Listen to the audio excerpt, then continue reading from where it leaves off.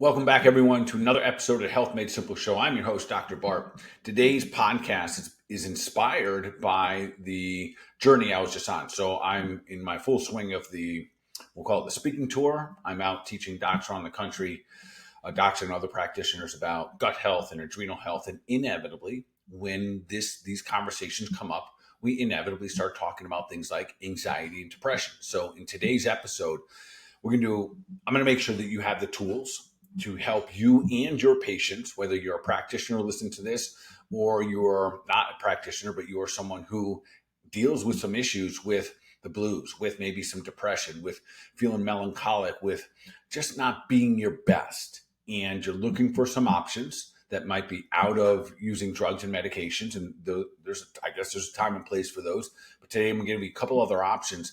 And then also kind of having a little bit of the conversation of, is it really mental health? I know I'm probably going to take a beat down for this, but is it really mental health issues that we have?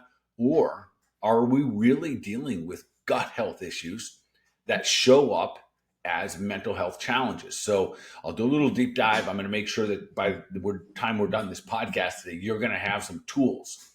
The tools that I'm going to share with you today, they're going to be very specific herb concoction that will help. It'll help you bridge the gap from how you feel right now to helping your body get healthy again. So one of the challenges is this: almost always when we talk about things like depression, we talk about things like anxiety, the root cause, if it's not always the root cause, it's always involved with it, and that's your gut health.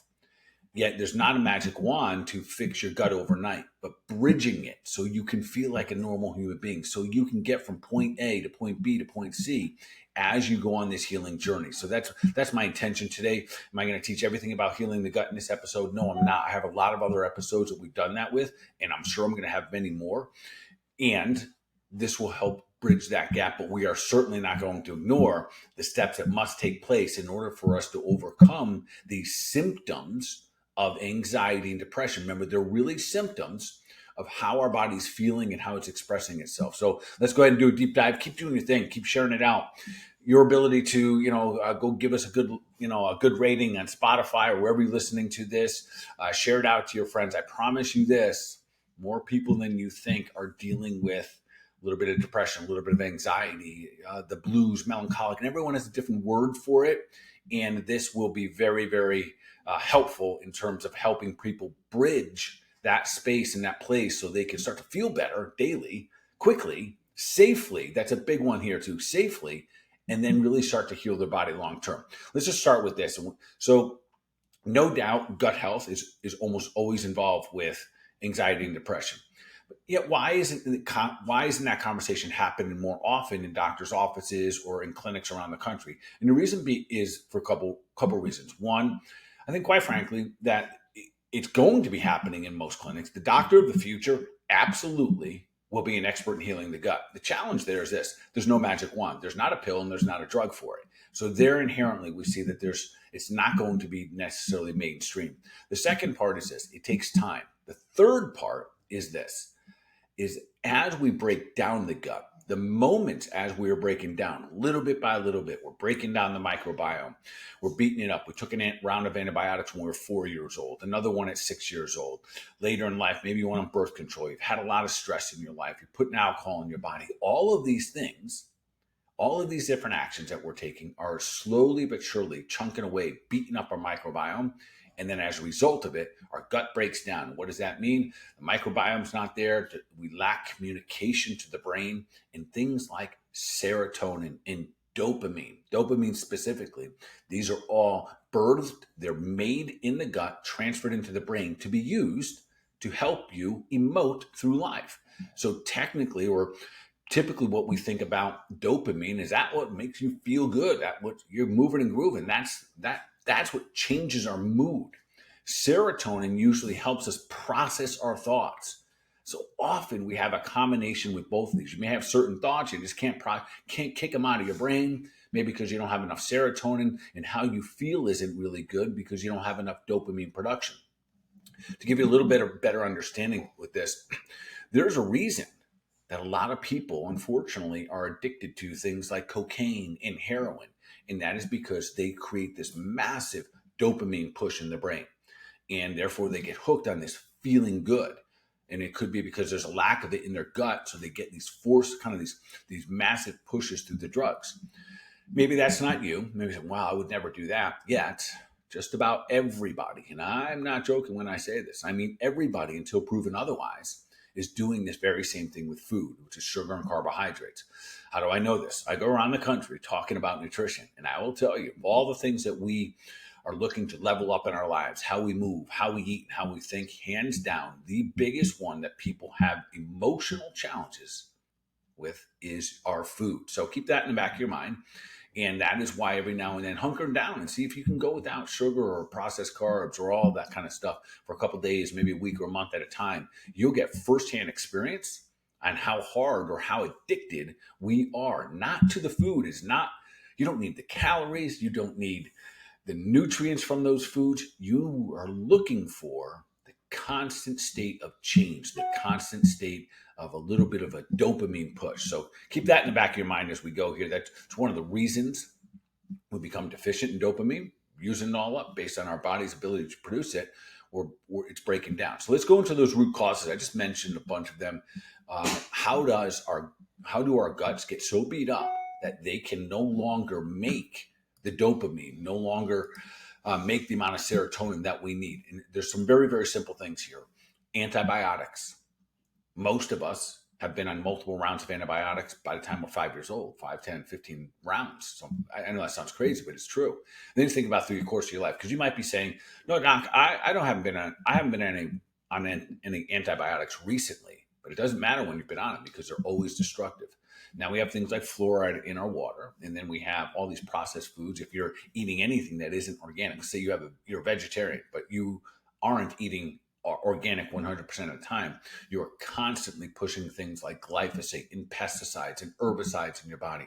And folks, this is what does it. This is what breaks down your microbiome. This is what's destroying our guts. This is why, right there, just those things, glyphosate, pesticides, and herbicides, those could be at the root cause of many people with their anxiety and depression. Clinically, what most of us discovered that around 2020, 21, and 22, we saw the cases, the emotions of anxiety and depression go through the roof. We've always seen them, and now they're at an all-time high. And we're seeing more and more people get medicated because they're not taking the time to get to the root cause, which is to heal up the gut again. Stress, loss of love, anything in your life that could keep you in a sympathetic dominance, change of hormones, that's really a gut issue as well. But all of these different things, these stressors that we have, can certainly downregulate our function in our gut, and therefore it breaks down our microbiome. Now, in this podcast today, I'm not going to go into a deep dive on how to heal that up, but I will talk about nutrition for a moment, because there's things you can start to do right now, which will be required down the road. And then I'll also say this. I also understand that when we have anxiety and when we have depression, it's harder. And that's why today I wanted to provide something that can give you something to help you bridge the gap. I've been doing this long enough to know this, that when someone has high levels of anxiety, their ability to tackle another hard task, it's not very, the compliance is not very good because they're already under a super amount of stress. So doing like long gut protocols or certain other things to level up their health could be challenging. So today, in a moment here, I'm going to mention a very specific herbal concoction that I absolutely love because it's an absolute home run, very, very effective, and very, very safe. There's 4 herbs that are involved with that, and it's all in one little pill, which is beautiful. So the other part is this. Often when the emotion of dopamine is there, or even, when the emotion of depression or anxiety is there, we're looking for pleasure. And what is the way that we all know to gain pleasure? Through food.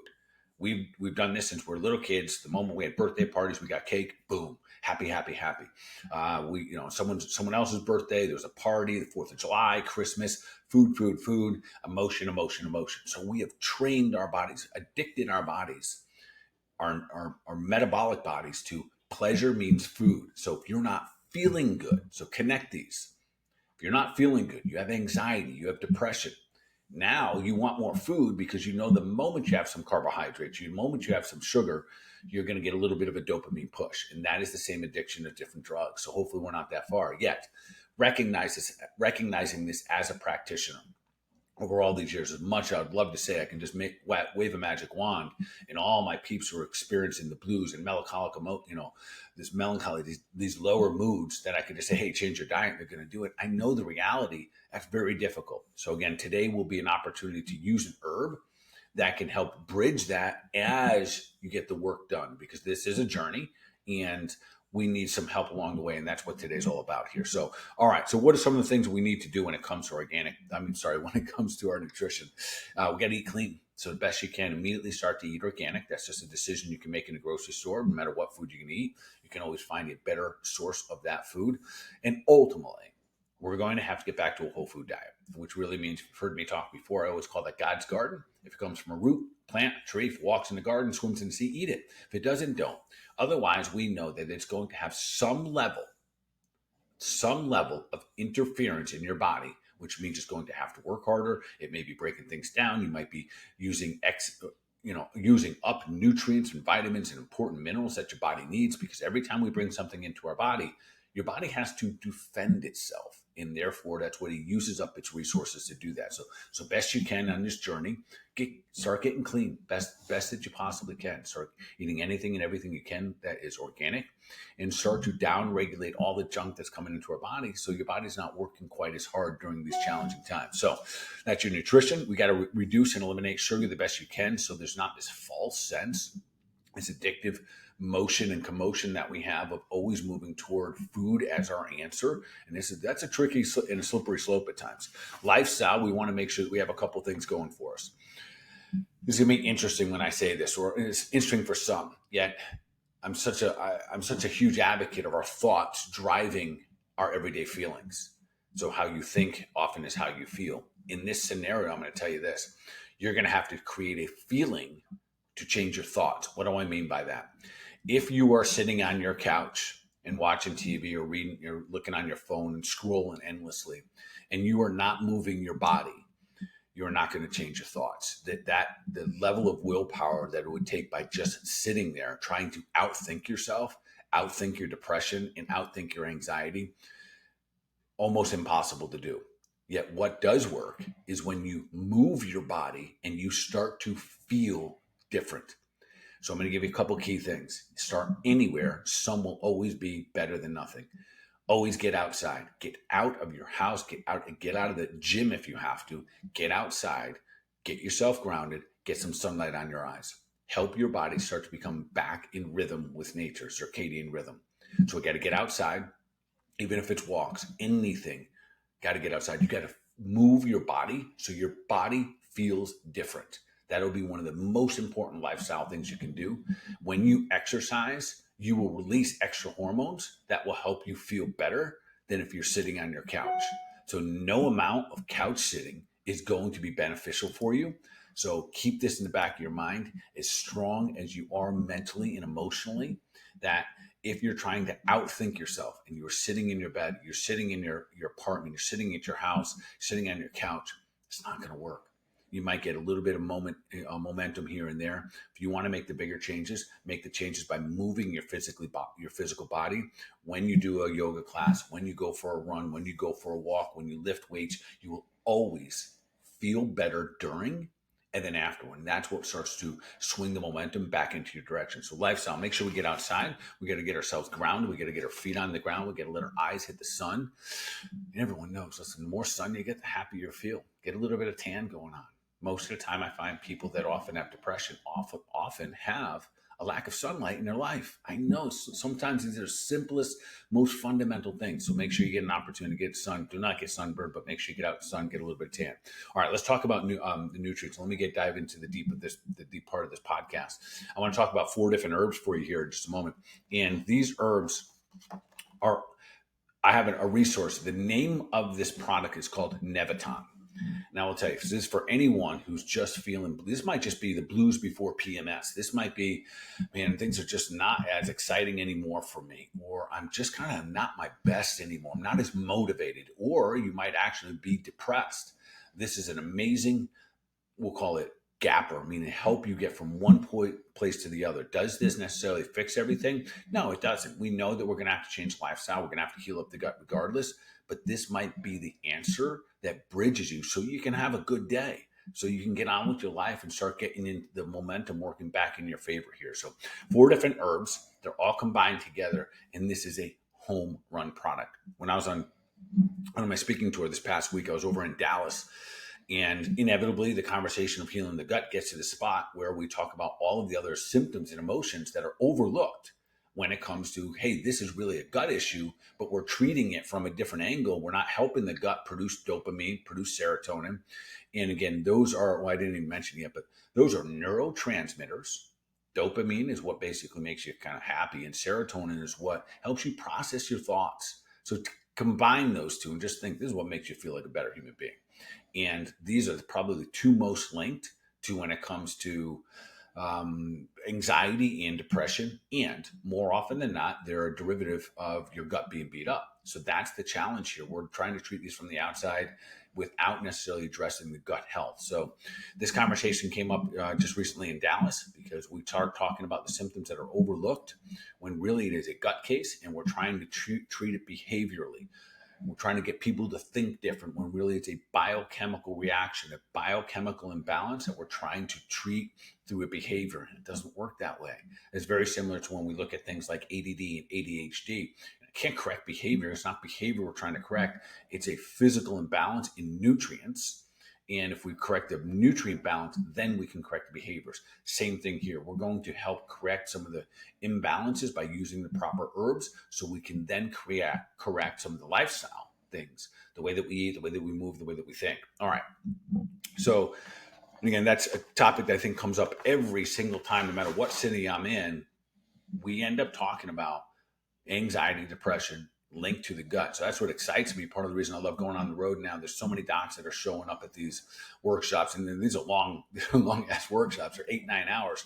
All kinds of doctors, chiropractors, functional medicine doctors. We have naturopaths. We have medical doctors, nurses, PAs, pharmacists, all different types of practitioners out there that are looking to learn this information of how to better serve their patients, which is one of the things that keeps me motivated to keep doing it all. All right, so let's talk about this herb, this product called Neviton, and I'll make sure it's in the show notes today. And so it's 4 different herbs. It's St. John's wort, Schisandra, skullcap, and saffron. And I'll break those down real quickly for you. So St. John's, it's probably one of the most popular. We've known literally for probably decades, if not hundreds of years. This helps people with their mood. This is one of the single best ones. You can Google it all day long and you'll see the benefits of St. John's, especially with depression. I'd throw in their anxiety. We also know that it's an antiviral. This one helps you kill off different parasites that might be in the body and different viruses. And sometimes those emotions of anxiety and depression, again, because a lot of them because the neurotransmitters often are in the gut, we could have things like parasites. You can have viruses, you could have infections, you can have a stealth pathogen like Epstein-Barr that could be driving this whole thing, and yet we still have to go back and heal the gut. So St. John's wort, absolutely fantastic. It helps with anxiety, helps with depression. It's probably its home run. It even has a little bit of a pain relief. So oftentimes we can use St. John's wort just for that. In this particular scenario, there's a blend of these 4 herbs that I'm about to mention. So it's Neviton, Schisandra. Those of you familiar with Chinese medicine, we often use Schisandra for anything liver. And we also for the emotions of fear and worry and concern, all of which are part of anxiety and depression. So we've used this for years for that. And specifically, Schisandra is also a brain tonic, which helps the brain function better for skin health and improves digestion. So we put those 2, and then we're going to add 2 more, with one of the skullcap. Again, antibacterial, antiviral. So if there are some other bad guys that are inhibiting good gut health, we're going to address those. But skullcap is probably most known for the fact that it's very calming. In fact, it has a little bit of a sedative effect to it. So especially if you take this Neviton before bed, it's going to help you sleep better, so your brain's not going all different directions, so you can get a good night's rest. And as we all know, we heal when we sleep. So the last one here, and certainly not the least, is an herb called saffron. Saffron decreases the symptoms of depression and anxiety. And again, are these herbs necessarily healing what's taking place, the root cause of? Maybe not. It's certainly, a part of it, because we're going to get these gaps. We're going to be able to bridge in a safe and effective way to where you can then be able to support your life and your lifestyle and your nutrition without having to climb a mountain every single morning. So St. John's, Shashandra, skullcap, and saffron, all four of those are in this one herb called Nebaton. How do people use this? More often than not, I tell people to carry it with them. The beauty of this herb is this, that it works quickly, and you can take it almost as needed sometimes, especially if you're listening to this and you're thinking, well, I only have these emotions around PMS. You feel the emotion, you take them, you're supporting your body, and next thing you know, you just feel better. So I have many people, probably more women, more men probably would be benefiting from this as well, but I have them literally carry it in their purse oftentimes in the beginning so they can really start to feel the balancing act. I have taken 1-3 times a day just through the course of the day. And then over time, and that time might be a short period of time, but if you're going through something, you're going through a divorce, you're going through an illness, a family trauma, or something else is going on, you might need it every day, and that's okay. There's nothing wrong with using this throughout the course of the day. So sometimes you just need one, sometimes you might need 6 per day. Beauty about herbs and nutrients, they're all unique to us as individuals. So when we use them, we often then get to figure out what is the best dosing for us and what is the best action, what is the best repetition. So the dosing and the duration. What I typically find in the beginning, especially if you've been in a little rut, anywhere from 1-3 times a day to 2-3 times a day will help you start to bridge and recognize, man, I'm feeling a little bit better. This is pretty cool. And then you can start to wean down a little bit after that. I'm going to throw one more thing into this mix here. It is not uncommon that you're going to be depleted in minerals. I would say about 95% of the time. And that's anytime we have a gut issue that's broken up. So I will often combine this with a product that's just a mineral product, which minerals don't get the credence and the compliment that they need, or they deserve, I should say, because they're really unsexy. But I use something called Min Tran, and we take 2 of those tablets tonight before we go to bed. You will sleep better. For those of you who are out there trying to improve things like your deep sleep quality, and that is when your physical body recovers. That is the number one for longevity. So 2 Min Tran before bed, some Nebaton during the day, and you will find yourself being able to just be in a much better mood day to day. All right, folks, that's it for today. Hope this episode hits in a place where you go, oh, I can do something. I can get myself out of this. Blues, depression, melancholic, just low mood, unmotivated, maybe some anxiety, maybe some depression, whatever it may be. A lot of safe, simple tools here. Keep doing your thing. Keep sharing it out. I look forward to seeing you guys in the next episode.